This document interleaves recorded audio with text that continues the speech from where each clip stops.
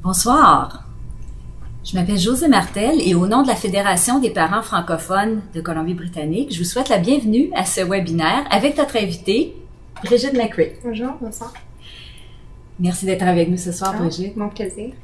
Je vous explique tout de suite le déroulement de notre webinaire. Alors, tout d'abord, Brigitte va vous présenter une présentation PowerPoint qu'elle va animer et à la fin de la présentation, je reviendrai pour lui poser les questions que nous aurons reçues. D'ailleurs, à cet effet, nous vous encourageons à envoyer vos questions au fur et à mesure en utilisant l'espace que vous voyez à la droite de votre écran. Et vous n'avez pas besoin d'attendre que la période de questions commence. Alors, je vous présente maintenant Brigitte McRae, diététiste professionnelle. Après ses études en diététique à l'Université de la Colombie-Britannique, Brigitte a travaillé notamment à l'hôpital pour les enfants et pour les femmes de la Colombie-Britannique et elle a collaboré avec plusieurs organismes, notamment le Collège Éducacentre, la Société internationale Golden Key et la Fédération des parents francophones. Elle a d'ailleurs animé plusieurs ateliers pour les parents des centres Franc-Départ. Alors, nous sommes très contents que Brigitte ait accepté d'animer ce webinaire et sa priorité est d'offrir des conseils réalistes, spécifiques et efficaces dans le but de démystifier que l'idée de manger santé doit être une corvée. Sans plus tarder, je cède la parole à Brigitte et on se retrouve tout à l'heure pour la période de questions. Merci Brigitte. Alors, merci Josée pour la belle introduction. Alors oui, je m'appelle Brigitte McRae, je suis une diététiste et je souhaite la bienvenue à nos participants ce soir. Alors, ce soir, je vais vous présenter un sujet que moi je trouve est très intéressant. C'est la nutrition pour les jeunes enfants. On a beaucoup d'informations à couvrir ce soir, alors commençons. Alors, je veux clarifier que les principes que nous allons discuter ce soir s'appliquent aux enfants âgés de 2 à 8 ans. En plus, les conseils s'appliquent aux enfants qui sont en bonne santé et qui ne souffrent pas de maladies chroniques ou de problèmes médicaux. C'est important de considérer la texture du manger que l'on serve, comme offrir de la nourriture molle et facile à mâcher à nos tout-petits. Finalement, il faut considérer les allergies. Ça se peut que durant la présentation, on discute de certains aliments dont votre enfant ne peut pas manger à cause d'allergies. Les principes sont généraux, alors en certains cas, il faudra les modifier afin de les appliquer. Ce soir, on a comme but que vous, les parents, allez apprendre l'importance de l'alimentation saine pour les jeunes enfants, comment utiliser le guide alimentaire canadien de façon quotidienne, le partage de la responsabilité alimentaire, l'importance de manger en famille et finalement comment résoudre les problèmes reliés à l'alimentation. Alors allons-y. Premièrement, nous allons parler du guide alimentaire canadien. Pour ceux qui ne sont pas familiers avec le guide, voici une photo de l'extérieur. Notez qu'à la fin de la présentation, je vais vous donner le lien pour le site web où vous pourriez voir le guide en format PDF. De ce site web, vous pourriez aussi commander des copies du guide alimentaire canadien. Je voudrais prendre du temps pour vous demander de réfléchir.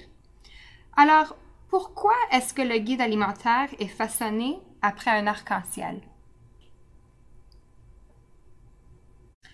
Alors, le guide alimentaire est façonné après un arc-en-ciel parce qu'on veut porter plus d'importance à la consommation quotidienne des groupes alimentaires qui sont placés sur la courbe extérieure de l'arc-en-ciel. Alors ça veut dire la courbe verte et la courbe jaune. Et on veut mettre moins d'importance sur les groupes qui sont plus vers l'intérieur. Alors ça serait la courbe rouge. Maintenant, je vous présente l'intérieur du guide alimentaire canadien. Prenez quelques secondes pour regarder les différents groupes alimentaires, le nombre de portions recommandées pour les jeunes enfants et regardez à quoi correspond une portion pour chaque groupe alimentaire du guide. Est-ce que vous pouviez vous rappeler des 4 groupes alimentaires? Alors, les 4 groupes alimentaires sont les légumes et fruits, les produits céréaliers, les laits et substituts, et finalement, viande et substituts.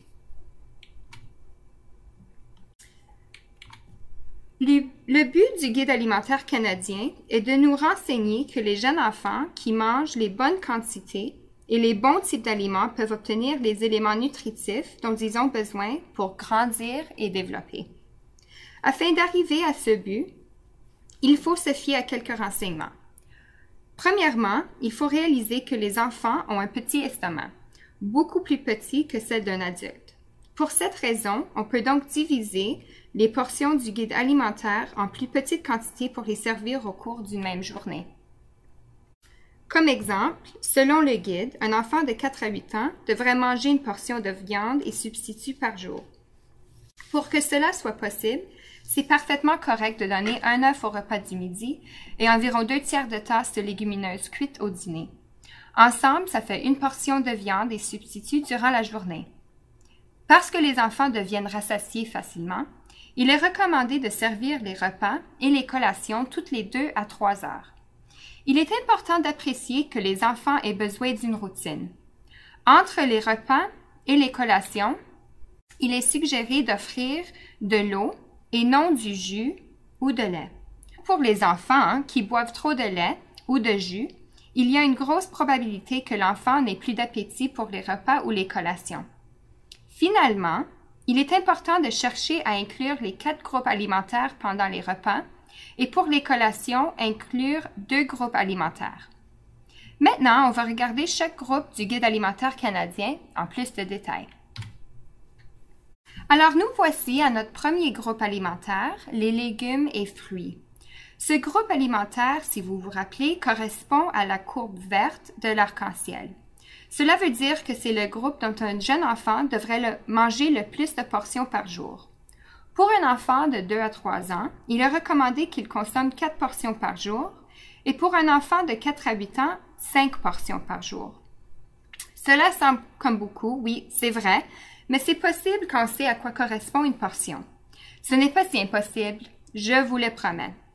Une portion correspond à une demi-tasse de légumes ou de fruits frais surgelés ou en conserve, une demi-tasse de légumes feuillus cuits, une tasse de légumes feuillus crus, un fruit ou une demi-tasse de jus à 100% pur.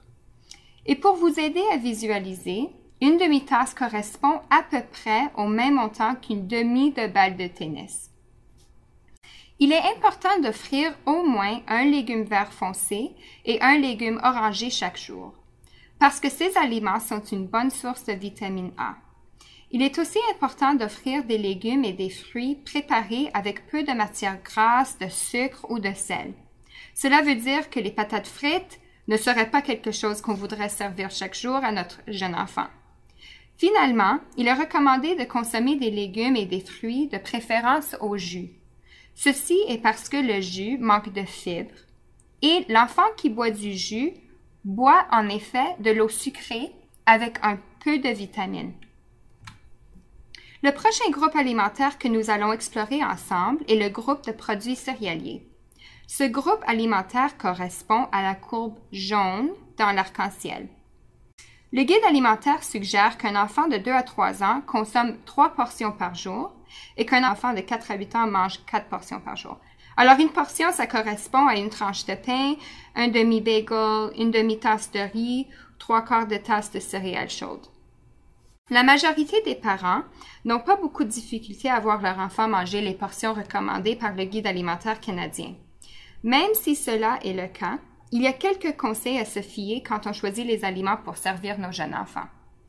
Premièrement, il est recommandé d'offrir au moins la moitié des portions sous forme de grains entiers. Cela donne des vitamines, minéraux et fibres que l'on ne trouve pas dans le pain blanc. En plus, il est spécifié de lire les tableaux de valeur nutritive et choisir des produits qui contiennent 4 à 6 grammes de fibres par portion. Le fibre qui se trouve dans les produits céréaliers aide à garder une glycémie sanguine stable et cela aide à prévenir un effondrement d'énergie chez l'enfant. Finalement, il est préférable de choisir des produits céréaliers qui sont plus faibles en lipides, en sucre et en sel. Cela veut dire, de façon simple, qu'une tranche de pain à grains entiers serait un meilleur choix qu'un beigne ou un morceau de gâteau. Et maintenant, nous voici à un autre groupe alimentaire, les produits laitiers et substituts.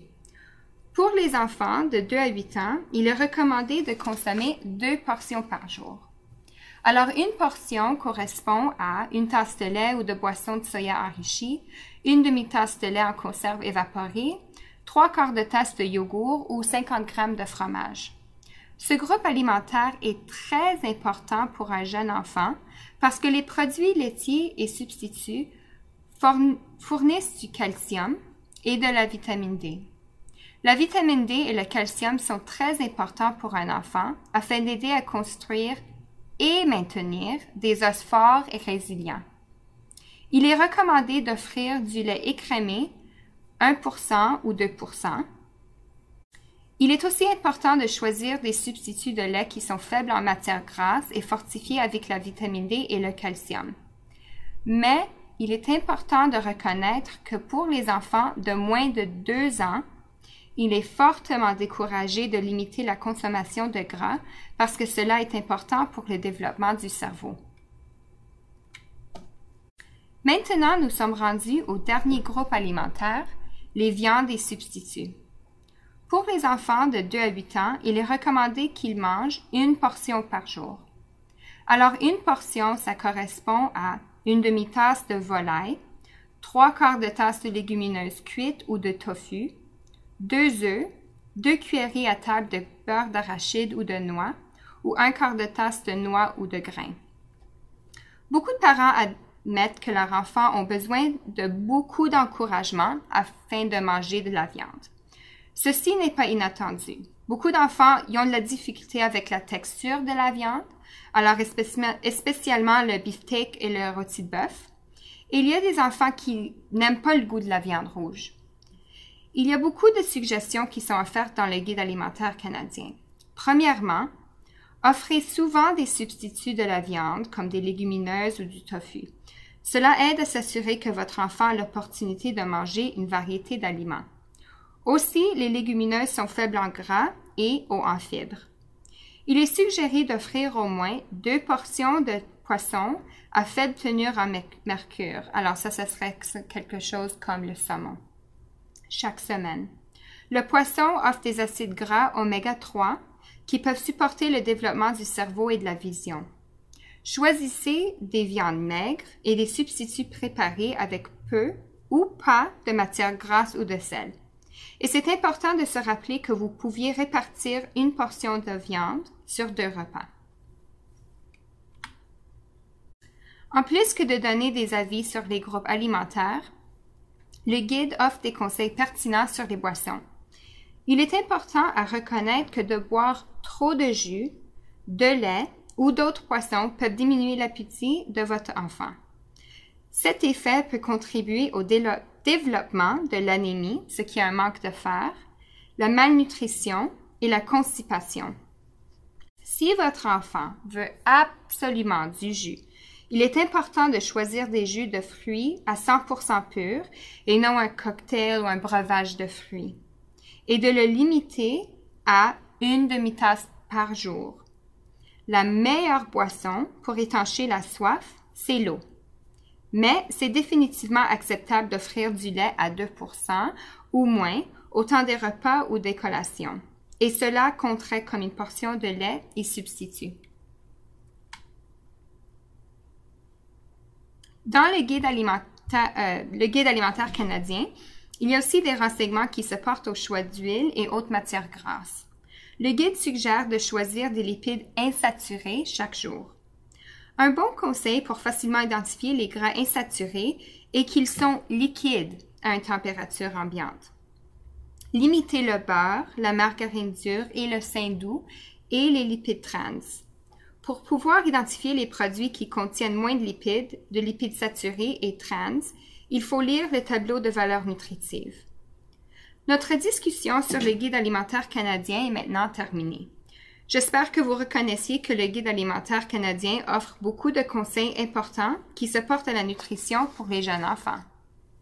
Alors maintenant, nous allons passer à un autre sujet. Nous allons discuter des comportements, routines et croyances qui se déroule lorsque l'enfant mange. Alors, c'est important de reconnaître que la nutrition ne se porte pas simplement au choix d'aliments.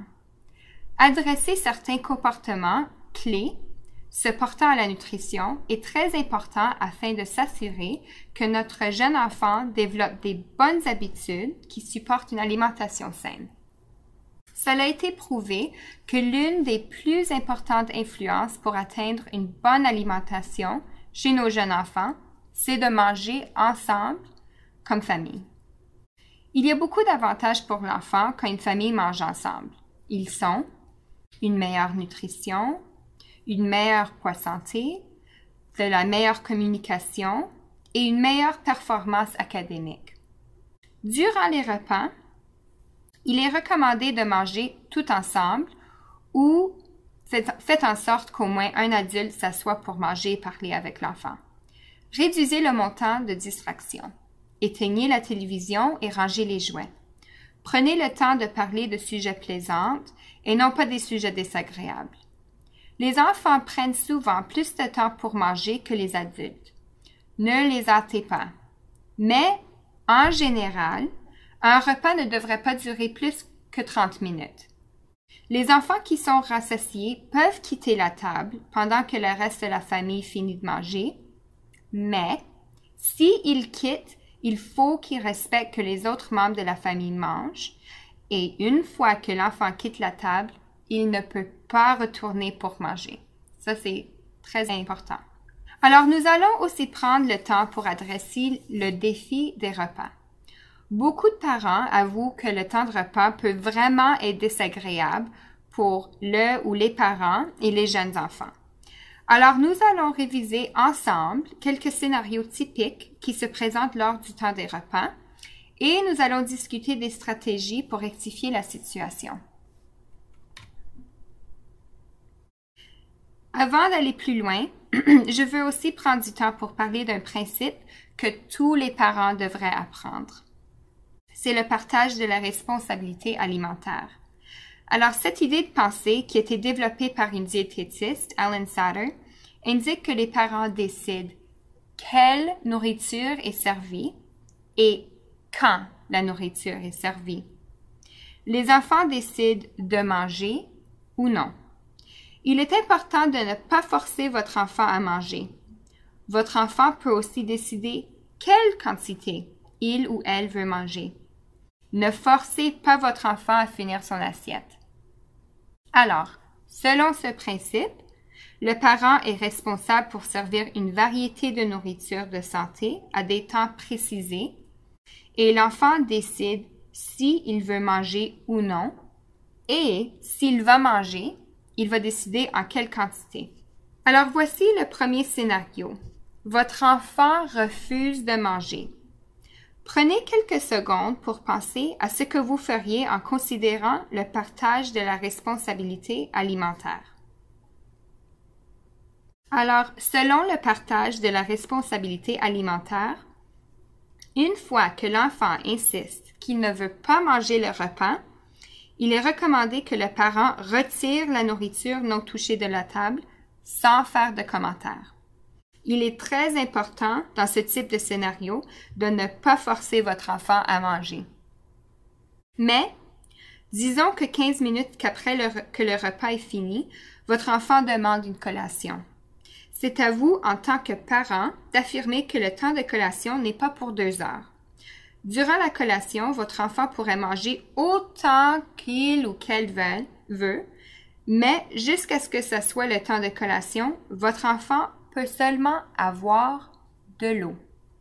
Cela démontrera à votre enfant que le temps de manger est durant le repas ou les collations. Il faut être consistant avec votre enfant. Les enfants, comme vous le savez, sont très intelligents et peuvent être de très bons manipulateurs. Alors, si votre enfant sait qu'il va avoir de la chance de manger ce qu'il veut après que le repas est fini, il va continuer à refuser son repas. Aussi, il est important en tant que parent de reconnaître que le refus de manger se révèle parfois comme un moyen de contrôle et a donc peu ou rien à voir avec l'aliment lui-même. Il ne refuse pas de manger parce qu'il n'aime pas ta cuisson. Alors, et aussi, en plus, c'est important que les parents réalisent qu'un repas manqué ne portera pas tort à un enfant en santé. Alors, nous voici à notre deuxième scénario, qui est assez typique chez les familles avec des jeunes enfants. Votre enfant ne veut pas essayer de nouveaux aliments. Alors, prenez quelques secondes pour penser à ce que vous feriez.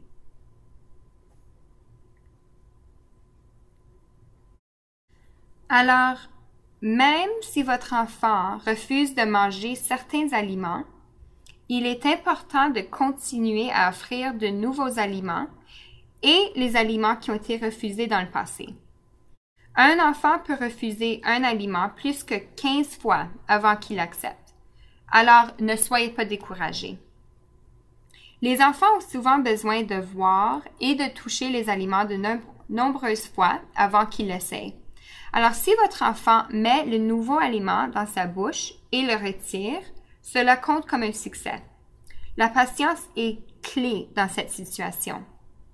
Pour encourager votre enfant à essayer des nouveaux aliments, mangez avec votre enfant. Si votre enfant voit que vous savourez un aliment, il est fort plus probable que votre enfant essaye l'aliment lui-même. Ce n'est pas raisonnable de penser que votre enfant va adorer les épinards si vous les haïssez et si vous les mangez jamais. En plus, si votre enfant participe à la préparation du repas ou de la collation, il sera plus probable à essayer les nouveaux aliments. Alors confiez-lui des tâches culinaires comme nettoyer les légumes. Le plus important, c'est de ne pas forcer votre enfant à essayer de nouveaux aliments. Présentez les aliments sans pression. Le plus de pression que vous mettiez sur votre enfant pour qu'il mange quelque chose de nouveau, le plus probable il est que l'enfant le refuse. Rappelez-vous, ce n'est pas souvent que ces types de scénarios sont à propos de l'aliment même. C'est plutôt que l'enfant essaie d'exercer son indépendance. Alors voici le troisième scénario, qui encore est assez typique chez les enfants, chez les familles avec les jeunes enfants. Alors votre enfant joue avec la nourriture. Prenez quelques secondes pour penser à ce que vous feriez dans cette situation.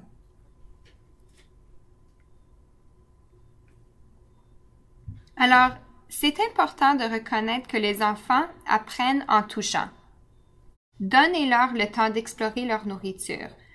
Aussi, considérez qu'apprendre comment utiliser un ustensile prend aussi du temps. Alors, soyez patient. Attendez-vous à des dégâts. Ça fait partie de l'apprentissage. Mais cela s'applique plutôt aux enfants plus jeunes. Un enfant de 8 ans devrait savoir comment se comporter à la table. Il devrait se fier à manger son repas et participer aux discussions plaisantes qui se passent à la table.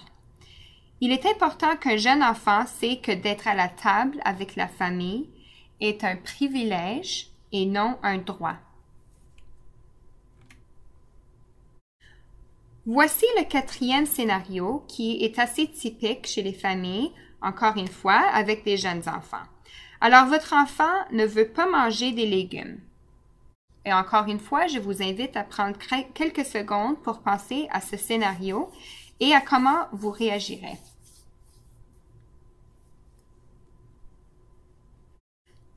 Alors, quoi faire?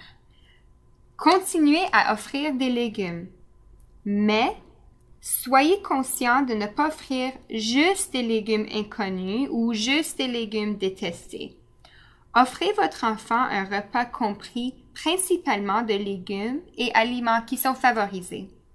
Cela assure que votre enfant a des choix agréables et par coïncidence ressent moins de pression pour essayer les aliments moins aimés. Les enfants préfèrent souvent les couleurs brillantes et les textures croquantes des légumes crus. Alors râpez les légumes crus ou découpez-les en fines lamelles.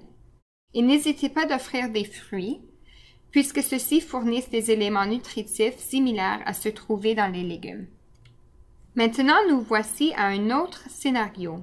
Votre enfant ne veut pas manger ce que vous lui avez servi et vous demande de préparer quelque chose d'autre. Alors, qu'est-ce que vous feriez dans cette situation? Alors, on ne prépare pas des repas séparés pour nos jeunes enfants. Ça, c'est pour sûr.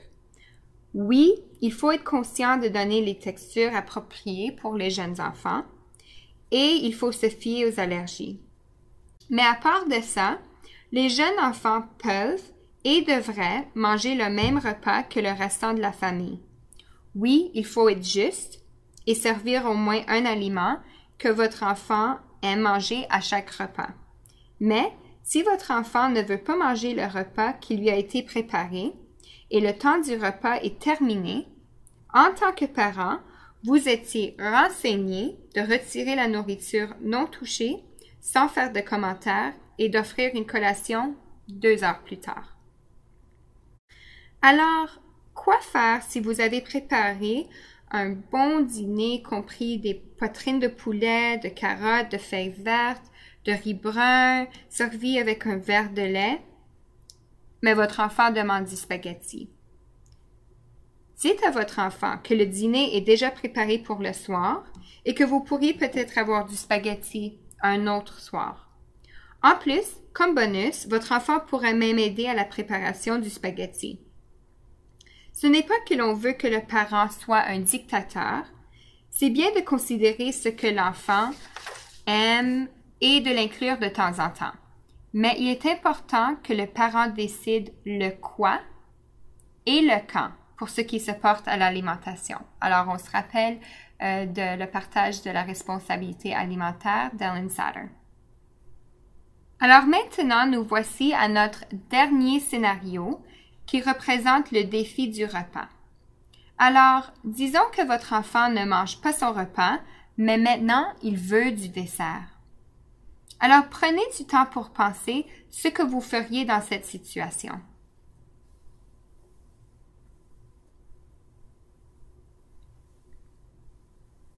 Alors, s'il y avait un dessert de planifié pour le soir après le repas et le restant de la famille est offert un dessert, donnez-en aussi à votre enfant. Mais pour le dessert, on limite notre enfant à une portion. En plus, les desserts peuvent être de santé. Il ne faut pas toujours qu'un dessert soit de la crème glacée avec la crème feuilletée ou bien un morceau de gâteau. Un dessert peut être un fruit ou un pudding au lait. Il est important de reconnaître que de porter une attention particulière au fait que votre enfant est difficile sur la nourriture, ça fait juste renforcer le comportement. Faire que votre enfant doit manger le repas fait que le dessert est maintenant la récompense. Alors, au cours de cette présentation, nous avons couvert beaucoup d'informations, c'est vrai. Alors, c'est une bonne chose qu'on va voir le webinaire après. Ça va être en ligne. Et parce qu'on a couvert beaucoup d'informations, j'aimerais prendre le temps pour résumer les conseils qui supportent une alimentation appropriée chez les jeunes enfants. Et j'aimerais aussi couvrir la division de responsabilités alimentaires qui encourage les temps de collation et les repas plaisantes. Alors, premièrement, en pensant le partage de la responsabilité de l'acte de manger entre parents et enfants, il faut être conscient de votre rôle. Alors, en tant que parent, pour vous rappeler, le parent va décider quelle nourriture est servie et quand la nourriture va être servie. Les enfants vont décider si ils vont manger. Alors ça c'est difficile pour beaucoup de parents de laisser ça à leur enfant pour décider. Et c'est l'enfant qui va décider quelle quantité qu'ils vont manger. Aussi, dans la même façon de penser, c'est important de ne pas forcer votre enfant à manger. Ça, c'est très important. Aussi, on a couvert l'importance de manger en famille. Alors, pour vous rappeler, quand on mange en famille, il y a beaucoup d'avantages pour l'enfant, comme une meilleure nutrition, une meilleure poids santé, meilleure communication, une meilleure performance académique. Alors, mangez avec vos enfants et éteignez la télévision. Aussi, cuisinez avec votre enfant. Si votre enfant est impliqué à faire le repas ou faire la collation, ils sont fiers de ce qu'ils ont fait, puis ils sont fort plus probables à l'essayer. Aussi, c'est important d'être un modèle pour votre enfant. Prenez le temps de savourer des nouveaux aliments. Alors, si vous voulez que votre enfant essaye de nouvelles choses, c'est important que vous montrez la même chose. Si vous voulez que votre enfant mange des fruits et des légumes, c'est important que vous faisiez la même chose. Aussi, offrez 3 repas et 2 à 3 collations par jour. Alors, on dit que les petits-enfants, les jeunes enfants, devraient manger à chaque 3 ou 4 heures. On ne veut pas laisser plus de temps entre les temps de manger. Aussi, c'est important d'offrir des aliments des 4 groupes alimentaires à chaque repas. Alors, ça se peut que l'enfant ne mange pas toute la nourriture ou mange de tous les groupes alimentaires, mais c'est juste le fait que le choix est là pour le jeune enfant. Aussi, pour les collations, on veut offrir de la nourriture qui vient des 2 groupes alimentaires. Alors encore, c'est de présenter les choix et ça se peut que l'enfant mange seulement un des groupes, mais on a présenté les 2 choix. Aussi, on a parlé de l'importance de choisir des breuvages de santé et la meilleure chose pour la soif et le temps entre les repas et les collations, c'est l'eau. Et la raison pour ça, comme on a parlé, c'est que le jus, même le jus à 100% pur, c'est comme de l'eau sucrée avec un peu de vitamines. Et si un enfant boit du lait entre le temps des repas et le temps des collations, ça se peut que l'enfant n'ait plus faim quand ça vient pour le temps de manger. Aussi, je vais juste renforcer, laissez les enfants décider quelle quantité qu'ils vont manger et quoi qu'ils vont manger. Alors ça, c'est très important. Et encore, ne forcez jamais votre enfant à manger et ne le récompensez pas avec de la nourriture. Alors le dessert, c'est pas une récompense. Ça fait partie du repas. Alors, beaucoup d'informations, je sais. Alors maintenant, nous sommes à la fin de la présentation PowerPoint. Pour de plus amples renseignements, je vous suggère fortement de visiter les sites web que vous voyez ici sur votre écran. Encore plus, appelez le 811 pour parler avec une diététiste du lundi au vendredi. Et aussi, ça c'est le site web que vous voyez ici pour obtenir le guide alimentaire canadien en ligne. Alors, je vais vous donner quelques secondes pour noter le site web parce qu'il y a beaucoup d'informations là. Nous sommes de retour pour la période de questions.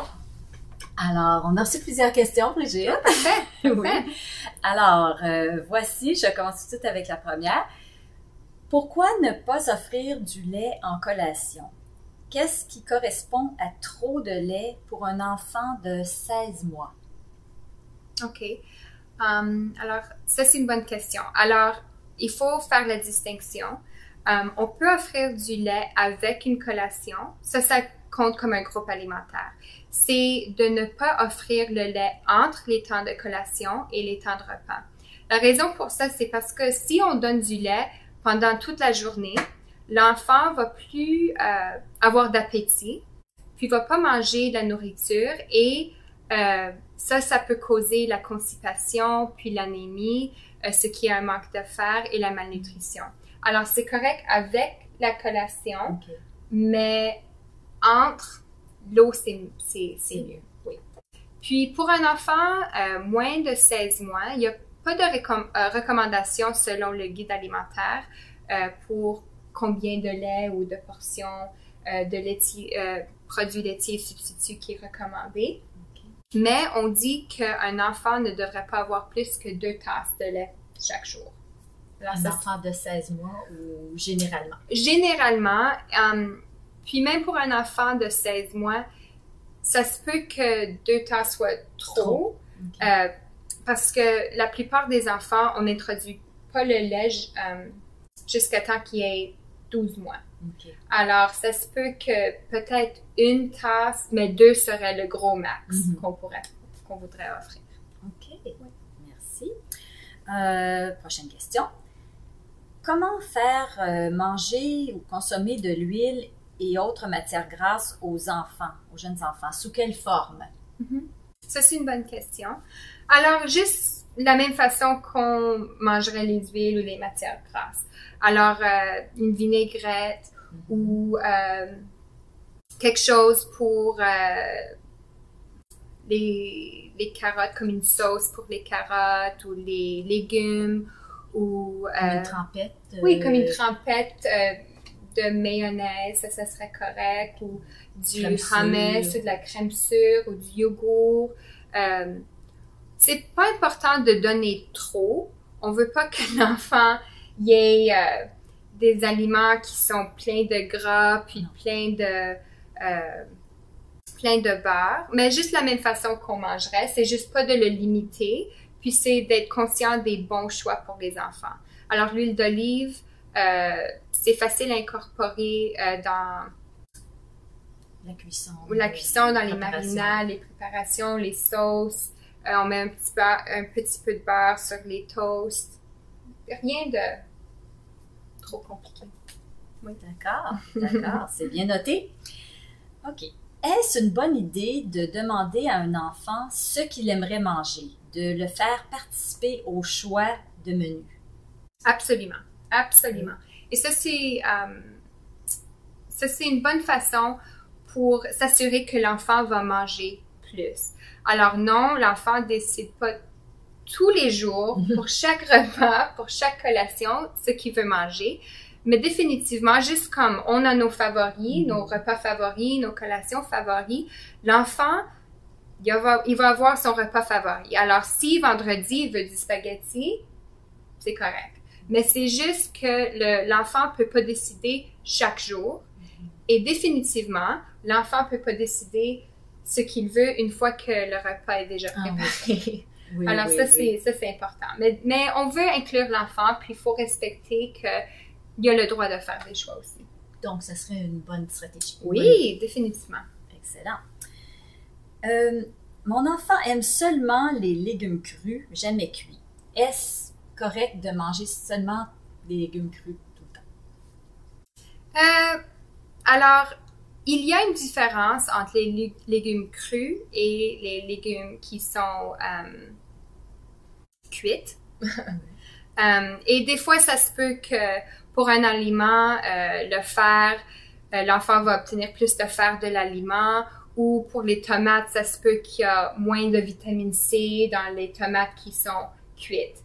Okay. Mais vraiment, si l'enfant mange une variété, ça fait pas de différence. En autant que c'est pas juste des carottes ou juste du céleri. Oui, c'est même que l'enfant mange une variété, même s'ils sont toutes crues, c'est parfait, c'est correct. Des fois, on veut vraiment que l'enfant mange exactement ce qu'on veut ou ce qu'on croit qui est la meilleure chose, mais cru, c'est correct. Laisse ton enfant manger des aliments crus. Si tu veux manger des légumes, c'est c'est parfait. C'est une bonne chose. C'est pas vraiment un problème comme c'est pas trop un problème. Est-ce que, une autre question, est-ce que les craquelins de grains entiers peuvent compter comme un produit céréalier? Oui, les craquelins peuvent compter comme un produit céréalier, mais la chose de reconnaître, c'est que les craquelins peuvent avoir beaucoup de sel, puis ils peuvent aussi avoir beaucoup de gras. En plus, ils peuvent aussi avoir des lipides trans. Alors, il faut s'assurer de faire un bon choix. Puis, il y a des personnes qui font leur craquelin à la maison. Alors, ça serait le meilleur choix. Mais, si ça, c'est pas possible, c'est de lire le tableau de valeurs nutritives, puis de faire un bon choix. Alors, limiter le sel, s'assurer qu'il y a pas de lipides trans si possible, et prendre quelque chose qui est pas frit. Oui. Alors ça serait un bon choix. Puis oui, ça compte, parce que les enfants, ils aiment les craquelins. Oui, c'est pour ça. C'est ça, ils en demandent. OK. Une autre question. je fais du jus à la maison avec un extracteur à jus, un juicer. C'est meilleur que les jus achetés au magasin, n'est-ce pas?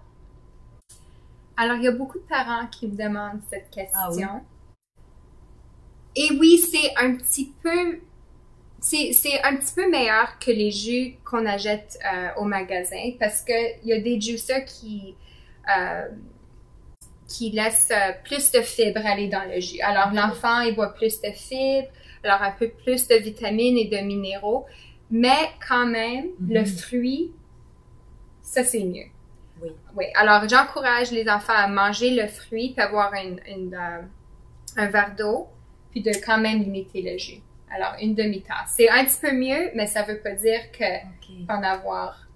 C'est toujours mieux d'avoir le fruit entier. Oui. D'accord. Oui. Merci. Une autre question. Quoi faire si mon enfant veut manger seulement le macaroni et ne veut même pas toucher au brocoli? OK. Alors, il y a beaucoup de parents, spécialement des enfants qui ont 2 à 3 ans, qui me demandent cette question. Alors, ça, c'est quelque chose que l'enfant décide. C'est une façon que l'enfant démontre son indépendance. Puis vraiment, c'est comme une petite obsession. Puis une semaine, c'est le macaroni, l'autre semaine, c'est les craquelins, la semaine après ça, c'est les spaghettis. Alors, ça va passer. Alors, il faut pas vraiment porter trop d'importance sur ça. C'est correct. Alors, on continue à offrir le brocoli, puis un jour, l'enfant va manger le brocoli aussi. Alors, si on essaye de forcer l'enfant, ça rend que l'enfant, ça comme lui donne plus de pouvoir à l'enfant. Si on donne beaucoup d'énergie à essayer de le forcer à manger le brocoli, alors c'est correct. On ne sait pas beaucoup d'adultes qui mangent juste du macaroni. Oui? Oui? C'est rare. Alors, oui. C'est rare. Alors, ça va arriver qu'il va manger une variété de nourriture, alors laissez-le passer. Il faut continuer de le présenter. Continuez de le présenter, pas de pression, puis un jour, il va manger le brocoli aussi. Oui. Il faudra célébrer cette journée-là, oui.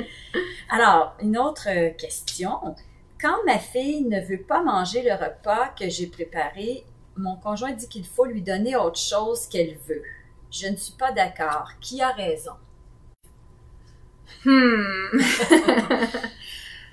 Alors, je dirais que, avant de dire qui a raison et qui n'a pas raison, je pense que c'est important que les deux parents y ont une discussion. Alors, c'est quoi le but? C'est quoi...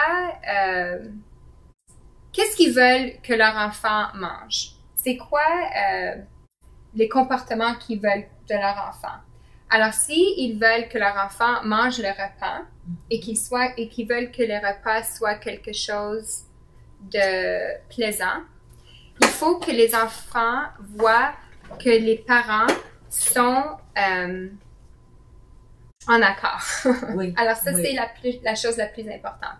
Alors, c'est pas que quelqu'un a raison, c'est que les parents, il faut qu'ils soient en accord puis qu'ils présentent la même façon de penser. Est-ce que ça répond à la question? Oui, c'est mieux de prévoir, d'essayer de prévoir ça avant que de se retrouver à la situation où on dit, on peut lui donner autre chose et puis c'est devant l'enfant. Je pense que, c'est que si on donne une réponse à l'enfant, il faut que ça soit la réponse puis il faut être consistant. Parce que si l'enfant sait qu'un parent va dire oui, puis l'autre va dire non, l'enfant sait qui aller pour avoir la réponse qu'il voudrait avoir. D'accord. C'est ça. OK. OK. Il faut penser à ça. Oui, bien sûr. Je pense que tu as déjà parlé un peu des desserts, mais on posait cette question par rapport aux stratégies. Si mon enfant a refusé de manger son repas, mais voudrait avoir du dessert, quelle serait la meilleure stratégie ou approche? OK. Alors, on a couvert ça dans la présentation, mais il y a beaucoup de parents qui crois pas que j'ai dit dans la présentation de donner le dessert à l'enfant. Oui, c'est ça. Oui, alors... C'est vrai que c'est pas, on n'est pas habitué à ça. Non, on n'est vraiment pas habitué à ça. C'est pas comme ça que nous, on était dans beaucoup de familles. Non, parce que moi, je me souviens, ma mère me disait qu'il fallait que je mange le repas si je voulais le dessert.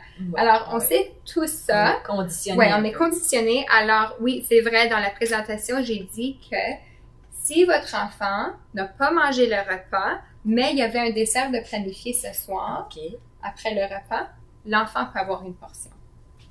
Et la raison que je dis de faire ça, c'est parce que on veut pas mettre le dessert comme récompense. On veut que le dessert fait partie du repas et que ça juste, c'est comme une façon complète de manger. On met pas plus d'importance sur le brocoli, le riz, le gâteau. C'est juste oui. un repas. Une épreuve à traverser avant d'arriver.